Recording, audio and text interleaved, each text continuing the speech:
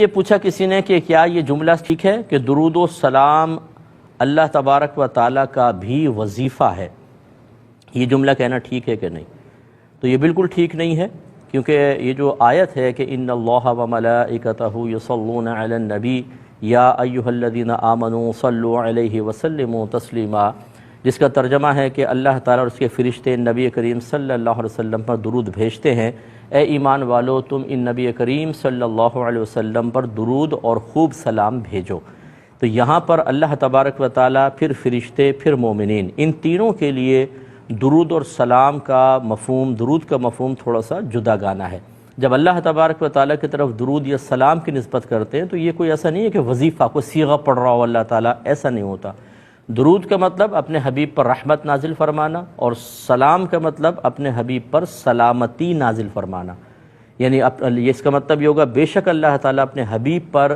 رحمت اور سلامتی نازل فرماتا ہے۔ تو اللہ تعالیٰ کوئی ہماری طرح پڑھ نہیں رہا کہ ہم اس کو وظیفہ کہہ دیں۔ بعض یہ کہہ دیتے ہیں دیکھیں اللہ بھی درود پاک پڑھ رہا ہے، بندہ بھی پڑھ رہا ہے۔ اللہ تعالیٰ پڑھنے سے پاک و صاف ہے، اس کا صحیح مفہوم سیکھنا چاہیے۔ تو خلاصہ کلام یہ ہے کہ اللہ کی طرف جب نسبت کرتے ہیں تو پڑھنا مراد نہیں ہوتا، کوئی وظیفہ مراد نہیں ہوتا، بلکہ نزول رحمت یا سلامتی کا انزال یہ مراد ہوتا ہے۔ فرشتوں کی طرف نسبت کریں تو بعضوں نے جو مطلب معتبر قول ہے اس کے مطابق دعائے بخشش و مغفرت، اور جب ہماری طرف کریں تو درود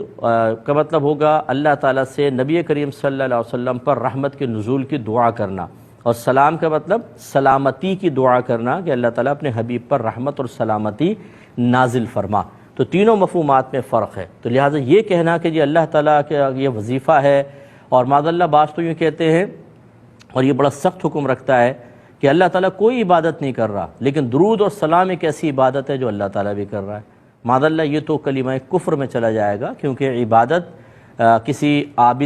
کسی معبود کی ہوتی ہے۔ تو اس کا مطلب جب اللہ تعالیٰ کی طرف عبادت کی نسبت کریں گے تو آپ یہ ثابت کر رہے ہیں کہ اللہ تعالیٰ عابد ہے اور وہ کسی کی عبادت کر رہا ہے، اور معاذ اللہ ثم معاذ اللہ یقینی سی بات ہے کہ پھر وہ کوئی اور ہی خدا ہوگا اور اللہ سے زیادہ پاورفل ہوگا، کہ عبادت تو معبود جو ہوتا ہے وہ عابد سے زیادہ طاقتور ہوتا ہے، زیادہ اس کے اوصاف